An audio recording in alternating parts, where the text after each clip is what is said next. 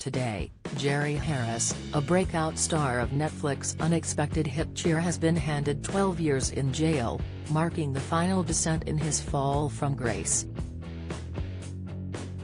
The former competitive cheerleader, who interviewed Brad Pitt and Billie Eilish after he rocketed to fame, had pleaded guilty to receiving images of child sexual abuse and to traveling with the intent to engage in illicit sexual conduct. Before the sentencing hearing today, Kaylee Guzman said that Harris, 22, had used his status as a competitive cheerleader and his fame and fortune to persuade and entice his young victims to engage in sexually explicit conduct for him or with him. We've taken a look at Harris' rise to fame, from chatting to U.S. President Joe Biden, then a Democratic candidate, and his disgraceful fall. In January 2020, Cheer, a 6-episode documentary series about a cheer squad at a Texas college, took the world by storm. The show, about Navarro College's hugely successful cheer team, was labeled awe-inspiring and garlanded with praise for its examination of the competitive sport, and the students who are driven to fling themselves in the air in gravity-defying moves, in order to get to the top of their game. The cameras follow the squad, including Harris, as they practice the seemingly perilous moves ahead of the all-important national championships at Daytona Beach. After injuries and tense exchanges, the team pushed through to win the competition, which concludes the series. Following the release of the show, Harris' enthusiasm made him a fan favorite, and he and his cast members became instant celebrities.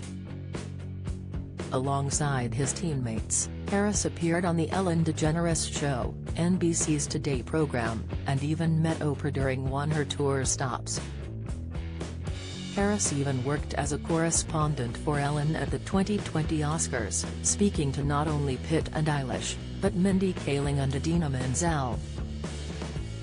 In a smart black suit, he walked the red carpet at the Vanity Fair Oscar party, attended by Hollywood's elite.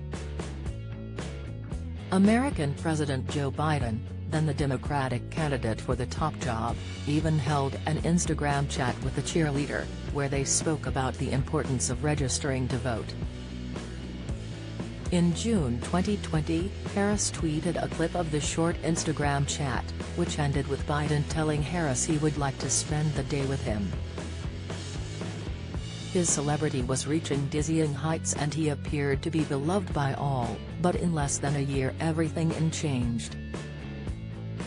In September 2020, Harris, then 19, was arrested by the FBI after being accused of sexual abuse by two 13-year-old twin brothers.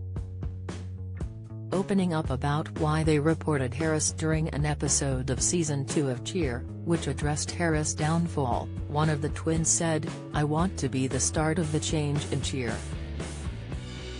Jerry was initially charged with one count of producing child pornography, but in December 2020, he was indicted on more charges alleging sexual misconduct in Illinois, Florida, and Texas. In February this year, Harris pleaded guilty to 2 of the 7 felony counts against him. He admitted that he had persuaded a 17-year-old to send him sexually explicit photos for money and that he had also traveled to Florida for the purpose of engaging in illicit sexual conduct with a 15-year-old. Prosecutors dropped the remaining 5 charges as part of a plea agreement. Guzman's full sentencing memo read that Harris used his status as a competitive cheerleader, his social media persona, and eventually his celebrity and money, to persuade and entice his young victims to engage in sexually explicit conduct for him or with him. Harris' defense lawyers argued that the former cheerleader had a traumatic childhood, and that he was sexually assaulted himself as a child.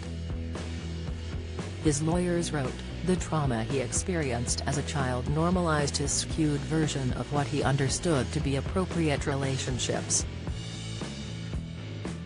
No one was there to stand up for him when he was sexually assaulted as a minor. He is grateful that is not the case for his victims in this case, to whom he is profoundly remorseful. Federal prosecutors acknowledged that Harris' childhood was a mitigating factor in his crimes, but said, while Harris's childhood was very difficult, it was not a blank check to commit sex offenses against minors.